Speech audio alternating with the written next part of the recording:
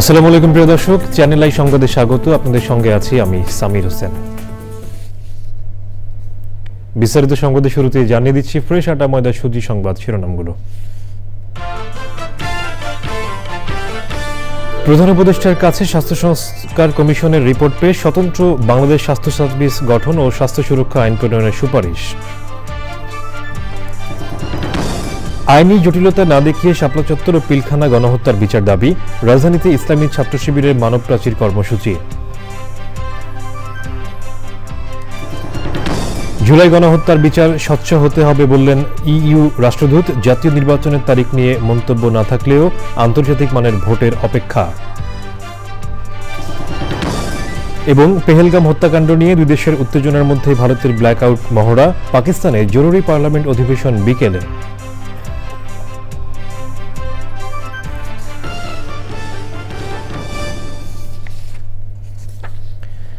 সংবাদ শিরোনামগুলো জানাচ্ছিলাম। এখনকার এই সংবাদ আয়োজন একই সঙ্গে চ্যানেল আইয়ের ইউটিউব চ্যানেল এবং চ্যানেল আইয়ের ওটিটি প্ল্যাটফর্ম আই স্ক্রিনে লাইভ স্ট্রিম হচ্ছে। এবারে বিস্তারিত সংবাদ।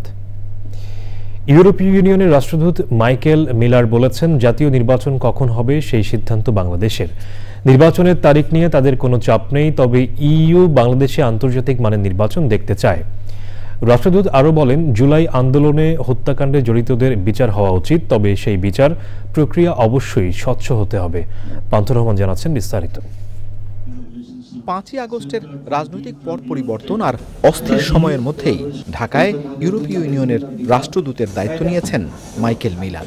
কূটনৈতিক সাংবাদিকদের সংগঠন ডিক্যাবের নিয়মিত আয়োজন ডিক্যাব টকের অতিথি হিসেবে তার কাছে বেশিরভাগ প্রশ্ন ছিল জুলাই আন্দোলন, রাজনৈতিক পট পরিবর্তন, সংস্কার আর নির্বাচন নিয়ে। The timing is a matter for Bangladesh to take a decision upon. The European Union, we don't have an opinion on time, and we are not pressuring anyone to hold elections on a particular date. Try to identify where the European Union can be most helpful in supporting the conduct of the elections in line with international standards. ইউরোপের সাথে কূটনৈতিক সম্পর্ক, বাণিজ্য, নিরাপত্তা ও জলবায়ু পরিবর্তন সহ সমসাময়িক বিভিন্ন ইস্যুতেও কথা বলেন ইইউ রাষ্ট্রদূত। If there is a trial, it should not be with undue delay, and it should not be on the basis of charges which are imprecise. It should be according to what I would consider to be very clear standards that should apply in all judiciaries, and that is the way I hope that Bangladesh will deal with the challenges of the recent period which you have gone through, and these have been very terrible crimes that have been perpetrated, but accountability must be transparent, and it also must be fair, and it should respect the rights of every single person for due process. EU delegation প্রধান জানান, ইউরোপে পাচার হওয়া অর্থ ফেরত আনতে চাইলে নির্দিষ্ট রাষ্ট্রের সাথে যথাযথ তথ্য উপাত্ত নিয়ে যোগাযোগ করতে হবে। পান্থর রহমান, চ্যানেল আই, ঢাকা। গাজীপুর মহানগরীর চন্দনা চৌরাস্তা এলাকায় জাতীয় নাগরিক পার্টির দক্ষিণাঞ্চলের মুখ্য সমন্বয়ক হাসনাত আবদুল্লার গাড়িতে হামলার ঘটনায় মহানগর পুলিশের বিশেষ অভিযানে 54 জনকে আটক করা হয়েছে। এই ঘটনায় এখনও কোনো মামলা হয়নি, তবে মামলার প্রস্তুতি চলছে। সোমবার সকালে বিষয়টি নিশ্চিত করেছেন গাজীপুর মহানগর পুলিশের অতিরিক্ত উপকমিশনার রবিউল ইসলাম। তিনি জানান, জুলাই বিপ্লবের একজন নেতার ওপর হামলার ঘটনার পর থেকে মহানগর পুলিশের একাধিক দল হামলাকারীদের চিহ্নিত করতে কাজ শুরু করে। রোববার রাতে মহানগরীর বিভিন্ন এলাকায় জড়িতদের ধরতে বিশেষ অভিযান পরিচালনা করা হয়। খুলনা প্রকৌশল ও প্রযুক্তি বিশ্ববিদ্যালয়ের শিক্ষক সমিতির ডাকা কর্মবিরতি দ্বিতীয় দিনের মতো চলছে। বিশ্ববিদ্যালয়ের ক্যাম্পাসে বিশৃঙ্খলা সৃষ্টিকারী এবং শিক্ষক লাঞ্ছনায় জড়িতদের বিচার দাবিতে তারা এই কর্মসূচি পালন করছেন। সকাল 10টায় একাডেমিক ভবনে না গিয়ে শিক্ষকরা কর্মবিরতি অব্যাহত রেখেছেন। কুয়েট শিক্ষকদের কর্মবিরতি ও সার্বিক পরিস্থিতি নিয়ে সাধারণ সভা করেছে শিক্ষক সমিতি। সকালে শিক্ষার্থীদের সঙ্গে বৈঠক করেছেন নবনিযুক্ত উপাচার্য অধ্যাপক ডক্টর মোহাম্মদ হযরত আলী। সভায় সব বিভাগের ডিন, ছাত্র কল্যাণ পরিচালক ও রেজিস্ট্রার ছিলেন।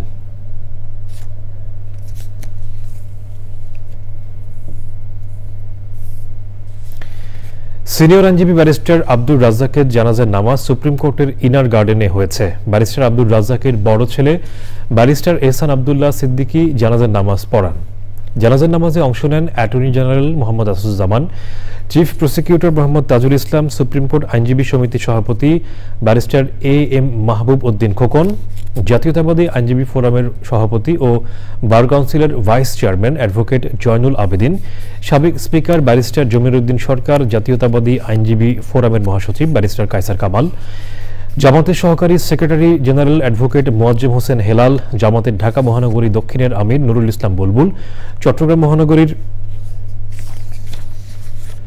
আমির শাহজাহান চৌধুরী, এবি পার্টির চেয়ারম্যান মুজিবুর রহমান মঞ্জু, সুপ্রিম কোর্টের আপিল ও হাইকোর্ট বিভাগের বিচারপতি, আইনজীবী ও পরিবারের সদস্যরা।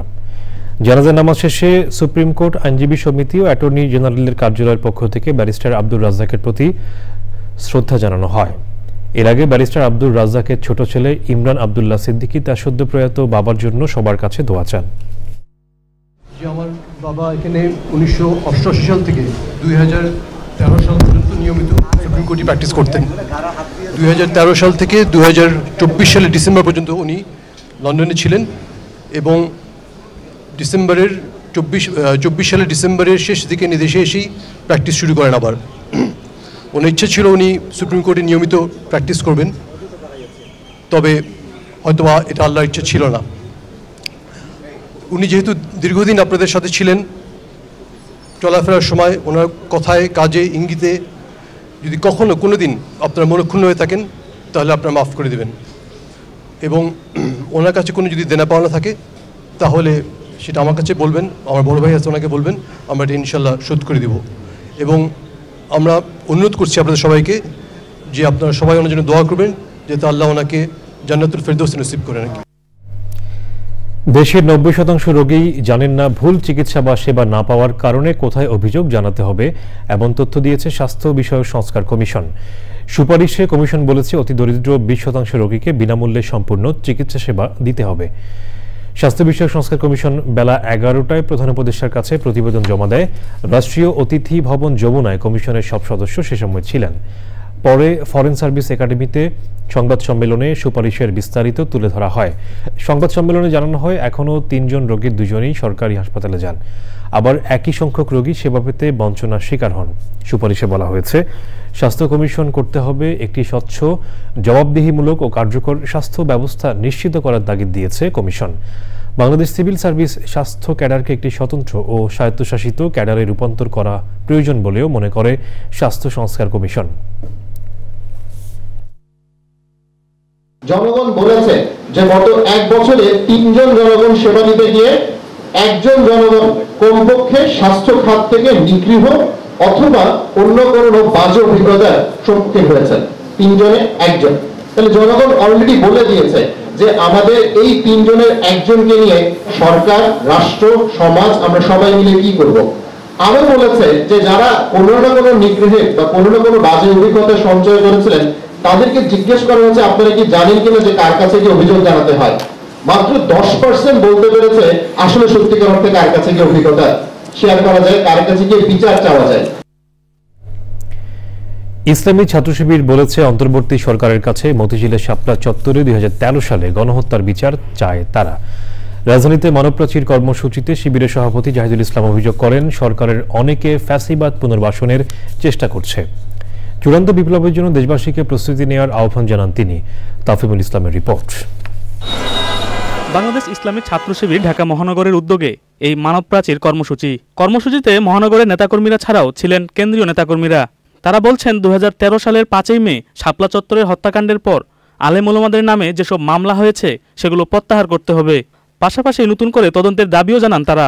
সবগুলোর বিচার আমরা প্রত্যাশা করি হবে, কিন্তু এখন পর্যন্ত এই অন্তর্বর্তীকালীন সরকারের সবচেয়ে বড় যেই দায়িত্বটা ছিল সেটা হচ্ছে এই দোষরদের, আওয়ামী দোষরদের বিচার নিশ্চিত করা। 2013 সালে 5ই মে বাংলাদেশের ইতিহাসে একটি গণহত্যা দেখেছি, যে গণহত্যায় দেখেছি বাংলাদেশের মানুষদেরকে 2টা শ্রেণীতে বিভক্ত করার চেষ্টা হয়েছে। ছাত্র শিবিরের সভাপতি জাহিদুল ইসলাম বলেন পাতানো নির্বাচনের মাধ্যমে ক্ষমতায় এসে ফ্যাসিবাদ প্রতিষ্ঠিত করেছে আওয়ামী লীগ। রাষ্ট্রীয়ভাবে শাপলা গণহত্যা দিবস পালনের আহ্বানও জানান তিনি। শাপলা চত্বরের গণহত্যার বিচার অবশ্যই করতে হবে। শাপলা চত্বরের এই গণহত্যার বিচারের পাশাপাশি পিলখানা হত্যাকাণ্ড, আল্লামা সাঈদীকে কেন্দ্র করে, রায়কে কেন্দ্র করে যে গণহত্যা সহ জুলাই আন্দোলনের যতজন শহীদ হয়েছেন প্রত্যেকটি গণহত্যার সুষ্ঠু বিচার অবশ্যই করতে হবে। শাপলা চত্বরে নিহতদের প্রকৃত তালিকা প্রণয়ন সহ বিগত সরকারের সময়ে সব ধরনের হত্যাকাণ্ডের বিচারের দাবি জানান ছাত্র শিবিরের নেতাকর্মীরা। তাফহিমুল ইসলাম, চ্যানেল আই, ঢাকা। কাশ্মীরের পেহেলগামে হত্যাকাণ্ডের পর ভারত পাকিস্তান সম্পর্কে উত্তেজনার মধ্যে যুদ্ধের প্রস্তুতি হিসেবে ব্ল্যাকআউট মহড়া করেছে ভারত। স্থগিত হয়ে গেছে দুই দেশের মধ্যে বাণিজ্য সহ নানা চুক্তি। ভারতের আচরণকে আগ্রাসী ও উস্কানিমূলক উল্লেখ করেছে পাকিস্তান। কাশ্মীর ইস্যুতে আজ রুদ্ধদ্বার বৈঠকে বসছে জাতিসংঘ নিরাপত্তা পরিষদ। পেহেলগাম কাণ্ড নিয়ে বিকেলে পার্লামেন্টে জরুরি অধিবেশন ডেকেছে পাকিস্তান। বিস্তারিত সুব্রত গাইনের রিপোর্টে। কাশ্মীরের পেহেলগামে হত্যাকাণ্ডের পর ভারত পাকিস্তানের দ্বিপাক্ষিক সম্পর্কে চলছে টানাপোড়েন। একে অপরের দোষারোপের পাশাপাশি দিচ্ছে ভারী যুদ্ধাস্ত্রের হুমকি। এরই মধ্যে বেশ কিছু চুক্তি বাতিল ও বাণিজ্যিক সম্পর্ক ছিন্ন করেছে উভয় দেশ। এমন পরিস্থিতিতে বেশ কয়েকটি উচ্চ পর্যায়ের বৈঠক করেছেন ভারতের প্রধানমন্ত্রী নরেন্দ্র মোদী। এছাড়া রোববার সর্বদলীয় বৈঠক করেন ভারত সরকার। তবে এ বিষয়ে বিস্তারিত এখনও কিছু জানা যায়নি। এমনকি রোববার রাতে পাঞ্জাবের ফিরোজপুর ক্যান্টনমেন্ট এলাকায় রাত ৯টায় আলো বন্ধ রেখে ব্ল্যাকআউট মহড়া করা হয়েছে। ভারতীয় গণমাধ্যম আনন্দবাজার এমন তথ্যই জানিয়েছে। সাধারণত যুদ্ধের সময়ে বা যুদ্ধের প্রস্তুতি হিসেবে ব্ল্যাকআউট মহড়া করা হয়। এদিকে দুই দেশের সম্পর্কের অবস্থা নিয়ে আজ পার্লামেন্টে অধিবেশন ডেকেছে পাকিস্তান।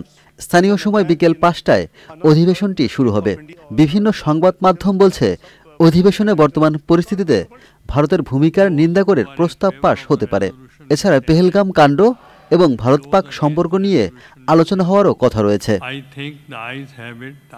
ভারতের আগ্রাসী আচরণ ও যুদ্ধের উস্কানিমূলক বিবৃতিতে জাতিসংঘের নিরাপত্তা পরিষদে যাওয়ার ঘোষণা দিয়েছে পাকিস্তান। এই সংক্রান্ত একটি বিবৃতিও দিয়েছে পাকিস্তানের পররাষ্ট্র মন্ত্রণালয়। এদিকে সিন্ধু নদ পানি চুক্তি বাতিলের পর পাকিস্তানের চেনাব নদীর পানি প্রবাহ বন্ধ করে দিয়েছে ভারত। এছাড়াও কৃষ্ণ গঙ্গা বাঁধের মাধ্যমে ঝিলাম নদীর পানি আটকানোর পরিকল্পনা করা হচ্ছে বলে সংবাদ মাধ্যম পিটিআই জানিয়েছে। Subrata Gain, channel I. সংবাদের এই পর্যায়ে নিচ্ছি বিরতি, আর বিরতির পর জানিয়ে বিরতির পর আবার আমন্ত্রণ। উন্নয়নের ছোঁয়া লাগেনি ময়মনসিংহের ফুলবাড়িয়ার বিভিন্ন সড়কে। ভাঙা রাস্তায় ঝুঁকি নিয়ে চলাচল করছেন যাত্রীরা। ক্ষতির মুখে পরিবহন চালক ও মালিক। সড়ক সংস্কারের আশ্বাস দিয়েছে স্থানীয় প্রশাসন। ময়মনসিংহ থেকে শেখ মহিউদ্দিন আহমেদের তথ্য, ভিডিও চিত্রে আল মুকসিদের রিপোর্ট। মেরামতের অভাবে ময়মনসিংহের ফুলবাড়িয়ার প্রধান সড়ক থেকে শুরু করে বিভিন্ন ইউনিয়নের সড়কগুলোর বেহাল দশা। ঝুঁকি নিয়ে চলাচল করছে মানুষজন। শুষ্ক মৌসুমে ধুলাবালি আর বর্ষাকালে কাদা পানি মারিয়ে চলতে হয় পথচারীদের। জ্যাম হয়, এই রাস্তার মোড়টার মধ্যে গাড়ি আটকে যায়, তারপর রাস্তাটা বড় হলে ভালো হইতো। আমরা আনিগনি করতে পারি না, ভ্যান দিয়ে আসার লাগে। এই রাস্তার কারণে অনেক হাসপাতালের দিকে রুগী যেতে পারে না। বৃষ্টির সময় আসলে এই যে জায়গাগুলোর মধ্যে পানি বেজে থাকে, আর গরমের সময় তো প্রচুর ধুলা ওঠে। রাস্তাতে চলাচল করুন না, এই কুম্বর এই ব্যথা পাই লিখিয়াও না। অটো মোটো উল্টা যায়, ভ্যান ট্রেন উল্টা যায়, অনেক রিস্কাওয়ালা পায় ব্যথা পায়। ভাঙা সড়কে চলতে গিয়ে প্রায় নষ্ট হয় যানবাহন। ক্ষতির মুখে পড়েন পরিবহন শ্রমিক ও চালকরা। ফুলবাড়িয়ার কথা শুনলে আমাদের ভয় করে। আমাদের রাস্তাঘাটটা এরকমই খারাপ যে মনে করেন যে কোনো গাড়ি ঠিকভাবে চলতে পারে না। ভাঙার কারণে আমাদের বেরিং জায়গা ওইটা জায়গা এই পাতি ভেঙে যায়, এটা সেটা বিভিন্ন ধরনের আমাদের ক্ষতি হয়। উপজেলা প্রশাসন জানিয়েছে বিভিন্ন প্রকল্পের মাধ্যমে সড়কগুলো মেরামতের উদ্যোগ নেওয়া হয়েছে। আমরা যে সামনে এডিপি প্রকল্প বাস্তবায়ন করব, আমরা মিটিং করতেছি যে এই প্রকল্পগুলা এই রাস্তা মেরামত বা রাস্তা সংস্করণ যাই বলি না কেন, সেগুলোর কাজে যথাযথভাবে আমরা লাগাবো ইনশাআল্লাহ। নিরাপদ ও আনন্দদায়ক ভ্রমণের জন্য প্রশাসনের কার্যকর পদক্ষেপ ও এর বাস্তবায়ন দেখতে চান ফুলবাড়িয়াবাসী। আল মুকসিদ, চ্যানেল আই। এবারে নিটলটাটা কৃষি সংবাদ।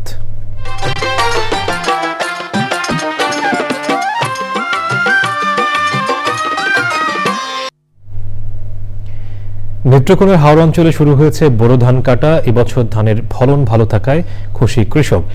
কৃষি বিভাগ বলছে দুর্যোগের কবলে না পড়লে হাওরের পুরো ধান ঘরে তুলতে পারবেন চাষি। নেত্রকোনা থেকে জাহিদ হাসানের তথ্য ও ভিডিও চিত্রে আল মুকসিদের রিপোর্ট। নেত্রকোনা জেলায় এবার 1,85,460 হেক্টর জমিতে বোরোর আবাদ হয়েছে। এর মধ্যে হাওর অঞ্চলে আবাদ হয়েছে 41,075 হেক্টর জমিতে। হাওরে চলছে বোরো ধান কাটা ও মারাইয়ের কাজ। ধান এবছর আল্লাহর রহমতে মোটামুটি ভালো হয়েছে, ফলন ভালো হয়েছে। 1,500 মনের প্লাস 1600 মনের মতো ধান পাওয়ার আশা রাখতেছি। 200 মন ধান বিক্রি করতে পারবো। কৃষকদের পাশাপাশি পরিবারের সবাই মনের আনন্দে ধান শুকিয়ে গোলায় তোলার কাজে সাহায্য করছেন। শিলাবৃষ্টির ঝড় তুফান না হওয়াতে আমাদের বাম্পার ফসল হয়েছে। বিগত 10 বছরও এমন সুন্দর ফসল হয় নাই। তার মূল কারণ হলো আবহাওয়া অনুকূলে ছিল। ধানের দরও ভালো নয়, তাকে আমরা এই যে 1000 টাকা ধরে আমরা ধান বিক্রি করছি। ভালো ফলনে কৃষক উৎসবের মেজাজে ধান কাটছে বলে জানান কৃষি সম্প্রসারণ অধিদপ্তর। কৃষক ভাইরা হাওরের ধানগুলি তারা নির্বিঘ্নে কাটতে পারেন, সেই জন্য আমাদের পর্যাপ্ত পরিমাণে কম্বাইন হারভেস্টার রয়েছে। এই জেলায় আমাদের বিতরণকৃত যে কম্বাইন হারভেস্টার ছিল তার মধ্যে 736টি কম্বাইন হারভেস্টার এবছর আমাদের জেলা সচল আছে। ধান কর্তনের যন্ত্রের অভাবে দ্রুত গতিতে বোরো ধান কর্তন করা যাচ্ছে না বলছে জেলা প্রশাসন। ধান কাটার জন্য যন্ত্রের সাথে ঘাটতি রয়েছে, কেননা আমরাও আতঙ্কিত থাকি কখন পাহাড়ের ঢল শুরু হয়ে যায়, কখন বন্যা হয়ে যায়। জেলায় এবার 12,64,000 মেট্রিক টন ধান উৎপাদনের আশা করা হচ্ছে বলছেন কৃষি সংশ্লিষ্টরা। আল মুকসিদ, চ্যানেল আই। এবারে প্রকৃতি সংবাদ।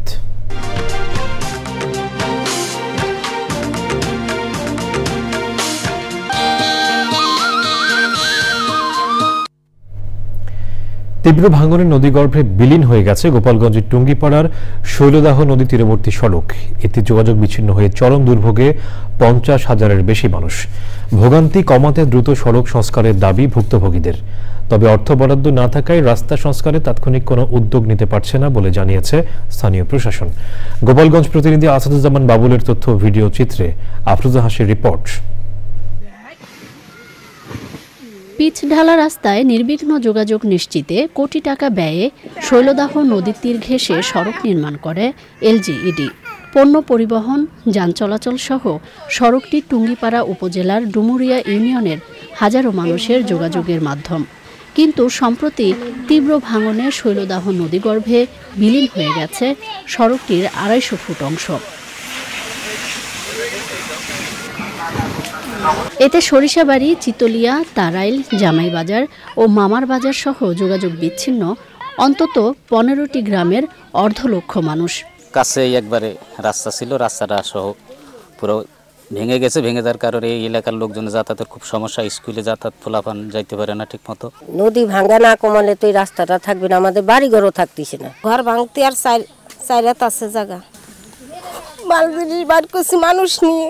আগে একবার ভাঙছে, সেখানে ওই যে পাইলিং করছে, সে পাইলিংও ট্রেকে নাই, ফিরে এবার ভেঙে গেছে। নতুন রাস্তা ঢালাই করছে, তাও ভেঙে গেছে। প্রতিদিন 10 থেকে 15 কিলোমিটার ঘুরে গন্তব্যস্থলে পৌঁছাতে হচ্ছে শিক্ষক, শিক্ষার্থী, চাকরিজীবী সহ খেটে খাওয়া মানুষকে। ভাঙন কবলিত এলাকা পরিদর্শন শেষে প্রয়োজনীয় অর্থ বরাদ্দ পেলে সড়ক মেরামতে ব্যবস্থা নেওয়ার আশ্বাস কর্তৃপক্ষের। আমরা যদি বরাদ্দ পাই জরুরি ভিত্তিতে সেখানে সংস্কার কাজ শুরু হবে। আর নদী ভাঙনের ফলে যে পরিবারটি ক্ষতিগ্রস্ত হয়েছে সেই পরিবারটিকে পুনর্বাসন করার জন্য আমরা আগামীকাল থেকে ওনার নিজস্ব জায়গায় উপজেলা প্রশাসনের পক্ষ থেকে একটি ঘর নির্মাণ করে দেব। অগ্রাধিকার ভিত্তিতে সড়কটি সংস্কারে সরকারের হস্তক্ষেপের দাবি ভুক্তভোগীদের। আফরোজা হাসি, প্রকৃতি ও জীবন ডেস্ক, চ্যানেল আই। এবারে খেলার খবর।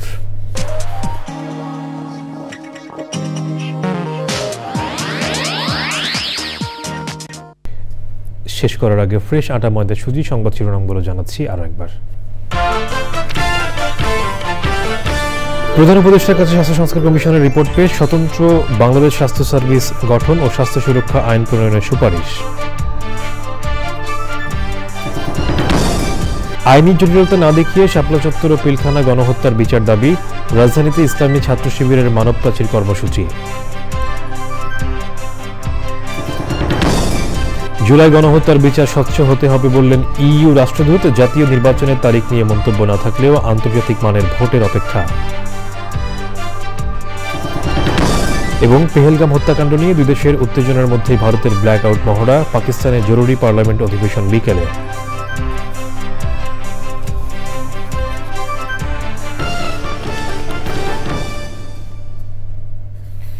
দর্শক, চ্যানেল আইয়ের সর্বশেষ সংবাদ জানতে ভিজিট করুন channelionline.com-এ। যুক্ত থাকুন আমাদের সোশ্যাল মিডিয়া প্ল্যাটফর্মগুলোর সাথে। এতক্ষণ সাথে থাকার জন্য ধন্যবাদ সবাইকে।